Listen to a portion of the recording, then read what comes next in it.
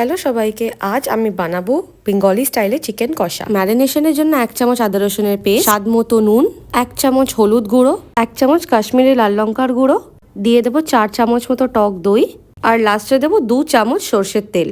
এগুলো দিয়ে মাংসটাকে ভালো করে ম্যারিনেট করে চাপা দিয়ে সাইডে রেখে দেবো। ফোড়ন হিসেবে এগুলো নিয়ে নিয়েছি। কড়াই সর্ষের তেল নিয়ে গরম হয়ে গেলে মশলাগুলো ভেজে নিয়ে পেঁয়াজটাকে দিয়ে দিতে হবে। পেঁয়াজটা ভাজা হতে হতে সামান্য একটুখানি নুন দেবো, তারপর দেবো হলুদ, 1 চামচ কাশ্মীরি গুঁড়ো লঙ্কা, 1 চামচ ধনে গুঁড়ো আর 1 চামচ জিরে গুঁড়ো।